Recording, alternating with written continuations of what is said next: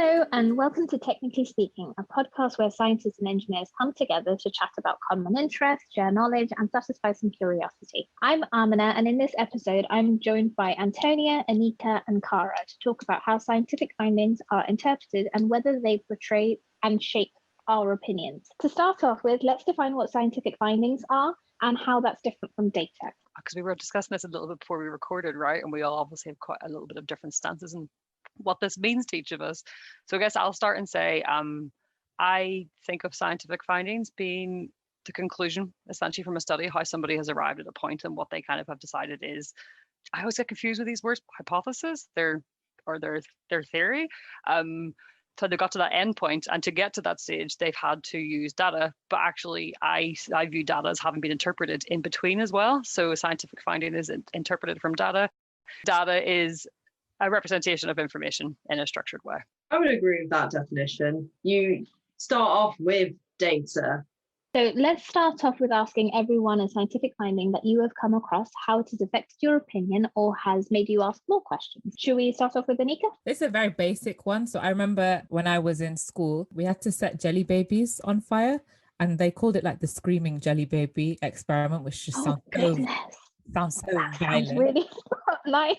And really morbid, because we had to find out how many calories was contained in this screaming jelly baby. We burned jelly babies and other foodstuffs to find out how many calories was in there. So I'll define a calorie is basically amount of energy required to raise 1 gram of water by 1 degree Celsius. That was a finding that a jelly baby contained so many calories, which we found after burning it. Obviously, when we eat food, our body doesn't set the food on fire to like use those calories. So it was quite cool for me at the time to like see, oh, okay, so burning something is releasing the energy, and when we eat it, we're releasing energy in very different ways. But finding out about the equivalence of energy was quite interesting. And also, I was very confused at the time because the numbers kind of didn't match up with what's on the packet. Because I know on packets, they write everything in kcal, which is kilocalories, which I think is 1,000 calories. Yeah. But we only say like, we say calories as opposed to kilocalories when in conversation. So I thought that was quite an interesting scientific finding, and it made me think about what food is worth calorifically. So wait, was your experiment finding that you were higher or lower than what it said on the packet? So packets write kilocalories, and it's just a different context, right? It's a different unit basically. Yeah. So what you're saying, it is true, because that burning it, we assume like there's 100% conversion of the energy within the jelly baby, but obviously when you eat a jelly baby, I don't think all of those calories are absorbed into your body. Yeah. I'm not sure. I don't think I've actually ever eaten a jelly baby, to be fair, so I'm not sure. Sorry, Antonia seems very shocked that I've never had a jelly baby. I mean, is that because of the gelatin? Yeah, spot on. Gelatine issues. For some reason, I was like, but you did an experiment with it. Of course, you ate some at the same time. But I'm sure your teacher would have told you to not eat the food in the lab conditions. Yeah. You shouldn't be eating in the lab, Cara. Don't chew gum either. Yeah. How about Cara? What about you?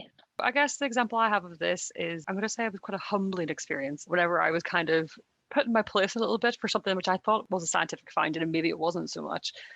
So I haven't really eaten meat much for many years, and it's kind of just because I don't really like it, to be honest. It was no real ethical or worldly reason. I just chose to eat less meat and eat more vegetables because I feel better that way and I like it better.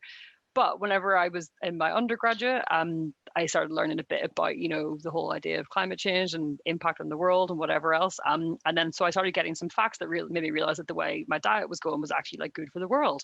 And you hear lots of these facts about how one of the biggest things you can do as an individual is to cut meat and dairy out of your diet. And I was like, oh, this is great. And I always had all these different like stats to back me up. And so many studies talking about how up to like 50% of carbon emissions in the world are from the meat industry. And then whenever I started my PhD, in the first year of my PhD, this is when I started to learn to be very critical of lots of different information, because I was at a research summer school, and we were doing this like task together on this like online portal, and we were talking about all the different changes we could make to society to see how much we'd help stop climate change. And I was like, feeling really smug. I was like, okay, well, we should all cut meat out of our diet. And the person leading the session was like, are you sure about that? And he did the thing on the little Portal game that we were playing, and it made like no impact whatsoever. And actually, it showed that in lots of studies that taking meat out of your diet isn't actually as great as they say in some other studies. And it was just like opened up this whole idea that it's not as factual as you might assume, because there's been so many assumptions made, and it depends who's framing it in what way. And it just made me kind of aware of being critical whenever I'm taking scientific facts off my Instagram stories. I should definitely have to criticize it in a better way. That's like very speaks to my soul. I know I'll get a lot of haters now for admitting to being an ex-vegan, but I was the same. I used to think that it's better to have less meat, and when I looked into it more, it's not black and white. It really depends on what's the source of your meat. And even like vegetables, like avocados, for example, I know we've discussed before, have a huge environmental impact as well. So it's all about being balanced and being critical of the data. We've touched on this in past episodes as well, of how media and things play a role in all of this, of how certain bits of information are quite juicy and they get promoted a bit more, and then it doesn't really necessarily show the whole picture. So you're reiterating that. Antonia, how about yourself? Just to add on to what Cara was saying, actually, was there was this fact about, we eat 5 spiders across the year in our sleep. That's one of those prevalent facts that have actually just been totally made up. It's like someone created it to see how fast these kind of false informations with no backing. And it's because it's a snappy thing. And I don't even think it's 5 spiders. It could be 7. But it's just one of those weird ideas that just keeps getting passed on. And well, another fun fact for that, 10,000 steps a day. That was a media campaign. There's no real... Really? But I did not know that. But it was the Tokyo Olympics. It was created in Japan around some athletic event, and they wanted to make like a snappy title. I think it's actually like 6,000 steps a day or something that's good for you, but they thought 10,000 sounded better. Oh. For people who aren't really sure what it is you're supposed to get 10,000 steps a day. And they say this is like, this is how they sell Fitbits, this is how they sell pedometers, this is what they say is like the goal of being fit and healthy in everyday life. And you're supposed to get 10,000 steps a day, and it just sounds snappy. It just kind of sounds good. I was always told that if you have a scientific paper and you're writing up your research findings, get 3 findings. Things sound good in 3s. Why 3 things? Did you find 3 things? Did you find 7 things instead? But 3 sounds better, and people are more likely to listen to you. Well, it's interesting. I always thought it's just, you have 3 findings for at least for comparison and things. I didn't know that it's 3 because it sounds good. Yeah, well, maybe that's in qualitative research. You have to kind of tell your story in a different way. Antonia, how about yourself? Back onto the scientific findings, quite a few years ago, diesel was cheaper to buy at the pump than petrol. My dad was thinking of changing cars. So he was like, oh, well, the miles per gallon you get with a diesel car, better, but does that weigh up overall? And I was just like, no, Dad, can't get a diesel car, the emissions. And he was like, what? They're supposed to be better for carbon dioxide emissions. And at the time in my course, we were looking at diesel versus petrol cars. You're just sort of doing a trade-off of what type of emissions you have. Petrol has less energy in each kilogram of fuel. So that's why you get more miles per gallon out of diesel. But diesel has generally got more impurities, and the way it burns means that there's actually more smog. So little particulates, you see it, there's kind of like dark clouds coming out of a diesel car. And so you need to have more catalytic converter, you need more parts to clean up the emissions so that they get to a nice level. And there are these standards to ensure like air quality, things like that. My dad didn't change in the end because he thought, I've used a petrol car all my life. I'll just stick with a petrol car. This diesel being cheaper might not even last. And then 2 years later, the VW emissions scandal came to light. I guess we'll talk about that in a bit. Yes, we will. So it sounds like what you were saying, there's so much information around us and that it has an ability to influence our views. How information is interpreted can be altered by the context that it's presented in. So let's revisit those examples we gave and do a little bit of a deeper dive. So shall we start off with Antonia, since we're discussing the diesel emission scandal? Yeah, so cars have emissions. When a fuel combusts, there are byproducts. One of the useful products we get is heat, which drives the engine. Other bits, when you burn the air, there'll be nitrous oxide. Incomplete combustion will produce these particulates, and you might also get some carbon monoxide. And it matters because it all impacts our air quality. I could have died just listening to you talking about these facts and figures. You sound like a proper expert on the issue. So there are lots of emissions that come out of cars. One of the facts that came out of car companies was diesel cars produce less carbon dioxide emissions. And so entire countries based their their climate change plans around this and promoted those cars. Then when it was revealed that actually they were manipulating the results, in that the test conditions were not completely fair, that they attached a device which they've called a defeat device. It would know when it's under test conditions, and so the engine would run in a better manner, so it would pass the test. But in real world conditions, it wouldn't actually reach that emission level. So people were seeing, why is our air quality a lot worse than expected? And it was because they'd taken that, manipulated it, and then sold many cars based on that. Whoa, so that's like actively misleading the data. It wasn't just that somebody interpreted it in a certain way. They actually wanted to make sure that it said what they wanted it to say. Yeah. Whoa. You have to question whether there was some insider information there that this is how we're doing it and this is how we're posing it. Because if entire countries are basing their carbon emission around this, it seems quite strange that they got away with so much for so long. Was it just one company that came out with it, or did they then find out other people were doing the same thing? I mean, it was a couple of years before VW were highlighted. The EU did some research and found different models of cars weren't passing the test in real world conditions. And as people dug in more after VW came out, it seemed like there was quite a few brands. They have a governing or like sector body. Automotive industry will come together and set certain parameters together, and they basically wrote their own rule book. And they would also say, this is the best we could do right now, and if we all stick to this level, we're not competing with each other. So it became so standard for everyone to do this sort of thing as well. I think that's really interesting in how it differs from my example of talking about the emissions of the meat industry, for example, or just food and agriculture in general.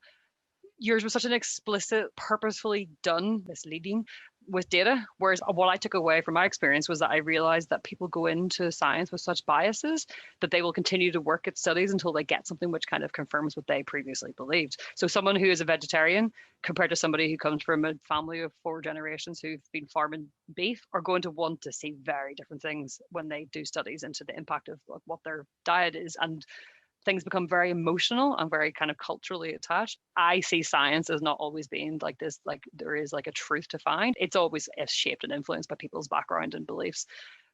So yeah, that's a completely different example of how actually in your case, it was people saying, okay, well, this is going to be better for business. Let's try and reach this goal. Whereas I think sometimes actually what also happens is people think that they have told the truth, and people who kind of view the world in a way that, what's it called, positivistic, which means that they think that there is right and there is wrong. Whereas they don't realize that if they do this study only looking at Irish females who lived in Belfast their whole life, they're going to get a different result than someone who's, completely different from a different background, and they're physically maybe different how they interact with the world. That's really interesting. You view it that way, as essentially what you seek you shall find, right? Rather than interpreting it. Yeah, well, I think there's a mixture of both. I think there's definitely a mixture of both. But I think one of the best examples I saw of this was I always forget who he is. He's quite a famous academic, but he was doing some work in informal settlements in Bangladesh, I think it was. And they were basically trying to do water systems as cheaply as possible. And they just didn't have the money to put the infrastructure in place into these informal settlements, which didn't have it previously, by using European and American standards to design these water systems. It just would not work in any way. And they were just like, well, this is the engineering standards. This is fact. This is based on what we've always done. Of course, it's going to work.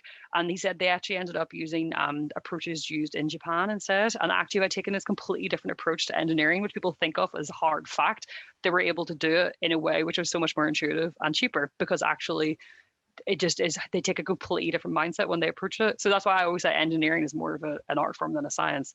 But obviously, it's a mixture of the two. Obviously, some things are what we know that they've been fact for at least a few hundred years. So, they might stick around as fact for a while. And I feel like there's a lot to unpack. You just said engineering sort of an art form. And I think I think some people would sort of say, well, there's at least some sort of like technical basis that they do start with science somewhere and then might use a scientific approach towards getting there, but ultimately deciding what's the right solution will differ on the situation. So, there is still science in there, right?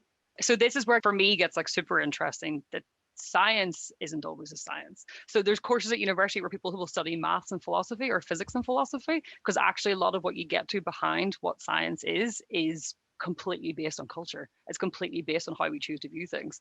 I don't take that stance. I appreciate the scientific method, but it's all speculative. It's all kind of made up, and that's when your mind starts to get really blown talking about data and scientific findings. It is all based on what someone else's findings are, and then us taking that and then building upon it, rather than, I suppose, breaking it down and sort of looking into the details of it every single time. We take the principles and we build on it, right?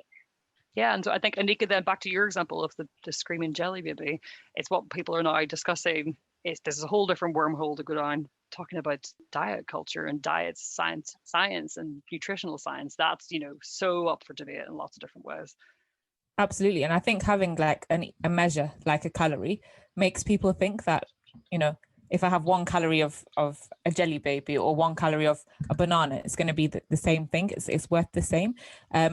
And like calorie counting and stuff, it can be really toxic and really dangerous because it doesn't take into account all the other things like in your food, like the fiber present, the vitamins, the minerals, and how effectively our body can absorb those nutrients as well. So it's slightly different example, but I'm anemic. And so I only know this because I'm anemic, that there's 2 different types of iron found in foods, and some are plant-based foods and some are obviously animal-based products. So it's like heme and non-heme. It's actually easier to absorb iron generally from animal-based foods compared to plant-based foods. I think that's the case. So like when I was vegan, everyone's like, oh, you can get your iron from, your spinach and things like that. And I eat so much spinach and pulses and things like that anyway, and they contain iron, but you need to eat a significant amount more to absorb the same amount. And I think having these simplistic units and stuff like that is valuable because it gives us some indication, but it can be really misconstrued, misinterpreted, taken advantage of, I would say. Or maybe just too simplified, like what we're using calories for is energy. We're not necessarily saying you will have a well-rounded, balanced diet. We're just saying this is how much energy you'll have in general. The more energy you have and you don't use, it will get stored as fat. It doesn't take into account how many vitamins you have. So from my very broad understanding of diet, in that I am also just a layman in this term, but I heard that vegans often suffer from this because they don't get B12, which is a vitamin commonly found in animal products. So you've got to pair iron with B12. You can't just purely go iron. Is that what was your finding, Anika? Vitamin C is what you need to take with your iron in order to absorb it properly. But B12 was a big one in the former vegan community I was part of, in that people didn't used to wash their fruits and vegetables because of this B12, because they're like, it's in the soil. So you can get your B12 from the soil. Nice and pretty then. Yeah. I did not follow that advice. I wasn't vegan for very long, I should say. I've made it a big thing and it wasn't. Was it because they told you should eat soil?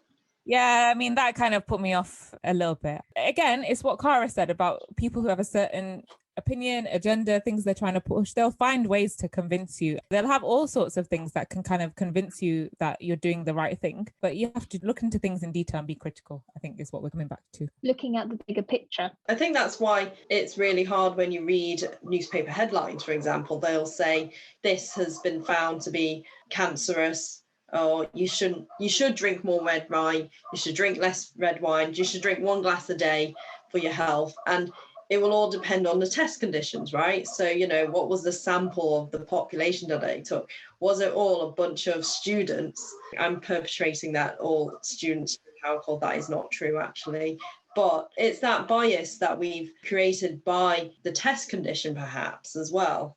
That goes back to your example. It's the whole picture, isn't it? It's not just the information that someone chooses to give to us. From all of your examples, it seems that some information is cherry-picked to sell a particular narrative. So perhaps it makes sense to discuss whether we think cherry picking data is a good thing or a bad thing. I think it depends. But that sounds, again, very hypocritical, because we've said, oh, how cherry picking is such a bad thing in all of our examples. But maybe it can be a good thing in certain cases if it can influence behavior that is better for society. Again, who defines what's better, what's worse, or what's good, what's bad? It's often a bit of a grey area, and there will always be some people who will come off worse and some people who will come off better on any kind of policy or finding. I think that there is an argument for having raw data available for people to have access to, or just in general have data available for people to access, because that's a huge one, isn't it? Like, I know a lot of data is hidden behind paywalls, and a lot of scientific publications they're quite difficult to access, and that's not really fair. So I think the public should have access to the data, but then there's also a certain amount of trust people have in scientists as well, and that's what scientists do in their jobs. Just as we go to a doctor and we rely on them to like fix a broken bone, we don't try and fix it ourselves after reading a book on how to fix bones. I think there should be some kind of level of trust of scientists. Of course, there can be bad scientists just as there can be bad doctors, but I also do think we need to trust scientists a bit, and then be more wary of the people using the scientists or trying to take stuff from the scientists for their own gains, maybe. It's quite easy to get overwhelmed with a lot of information as well, though, isn't it? I think some people would just prefer for them to turn to someone and say, can you please just tell me what this is? Or say, for example, like going on the example that you're saying about veganism, if someone is vegan and they are iron deficient and they need a fix to it, they would just want to be able to go to a source of information and say, okay, how do I fix this? This is my problem. How do I fix it? Rather than saying, well, you could eat this much spinach and you could do this, but eat vitamin C with it and have some B12 with it. I think sometimes there's just too much information out there. And for some things, you just want to know what the answer is. Anika, what you said there, you trust people with information. And sometimes I like to think, okay, if they're going to cherry pick things to sell that message in a simplified way that people get, I think that's great. But, do I think that whenever someone's saying something which I agree with, but if they say something which is opposed to my values, am I then going to say that they shouldn't be cherry picking data? And that's something, I'm aware that I do. And sometimes I'm like, yeah, it's fine to tell a simplified story. And so I work in social value, and actually social value really is about changing the messages of how people talk about or how people understand how things which are built through engineering projects impact their lives in a positive way. And that can be really great. It can be talking about people who come from a background where maybe for whatever reason they don't care about environmental pressures because they're too busy in their own daily life thinking about other things. So I can say, well, okay, the environmental pressures means that we're going to build a better park, and you can bring your children to that park, and it makes your life less stressful day by day. Like, that's changing the narrative in a great way to meet them where they need to be. But also social value is very much about, like, it's almost like greenwashing. You can kind of cherry pick the data, but you want to kind of then cover up some bad stuff. So there's no answer to this. It really depends, and probably person to person who you ask, they'll say different things depending which cherry pick data you show them. Is it cherry picking, or is it more picking a focus? It depends if you hide everything else from them. So you say, yes, we're building a park on top of this pile of rubbish. I don't know, probably not, but I just mean, are you just giving them that surface level, or do you give them the full picture to look at, but you put at the front, this is the benefit to you? That's so true. That's so true. It's framing it in a certain way. It's not hiding things. It's just framing it as something which makes you prioritize stuff and make it relevant to people. But, maybe there's a fine line. Absolutely. You're thinking about prioritizing and what you focus on. So if people choose to say we're carbon, so now everyone's talking about being carbon neutral. It's like a big, that's again a whole other rabbit hole. But so that's that they're not lying about their data. They may have planted all of those trees, but whether planting those trees really is as good as not emitting all of that carbon in the first place, that's another question, isn't it? And so in that case, again, it's like, what have they focused on advertising to people or selling to people, and what are they not talking about? Anika, sorry, you just said a rabbit hole. I realized when I was saying a wormhole, I was like, it doesn't sound quite right, and I kept saying the word wormhole, but I was putting rabbit hole and can of worms together. Let's make it a thing, Cara. But wormholes, that's cool. So sometimes it feels like a wormhole. Space age and high tech. I think let's make it a thing. Yeah, okay. You start off in one place and you end up somewhere else, and that is rabbit hole and wormhole. That was a movie. That's this podcast. Yeah. That is this podcast for sure. Yeah, we tried to start in one place. We went through a wormhole. We did. Yeah. This is a very niche reference. I don't know if anyone will get it, but did anyone watch the S Club 7 movie where they went through a wormhole? I did watch it, but I don't remember the wormhole. They went through a wormhole and went back to the 1960s. Wasn't that the one where they got cloned? Oh, I think that was another movie. How many S Club 7 movies were there? I'm not sure, but I've seen those too. I was a big fan. Anyone who's not heard of S Club 7 needs to go down a YouTube wormhole rabbit hole and search their songs. They even had a TV show. Was their entire concept that they were a group, but they were filmed like a sitcom? Yeah. Right, okay. So it seems like scientific information, the way that it's presented is really important, and how it's presented and how it's picked up by non-experts. Without clear and transparent of methodologies and assumptions used, it is very easy for the information to be misunderstood. This can have a huge impact on people's behaviors, and we need to be responsible as scientists and engineers to ensure the message we are presenting mirrors what the results that we show. We hope that you will join us again for our next episode. And in the meantime, if you have any questions, please do contact us on our social media. The views expressed in this podcast belong entirely to the person that said them. They do not represent any industry or organisation. If you enjoyed listening to these views, it would really help us out if you could rate us, leave a review and tell a friend. This podcast was sponsored by no one, but if you're interested in funding us to continue to have frank discussions about science and engineering, please get in touch.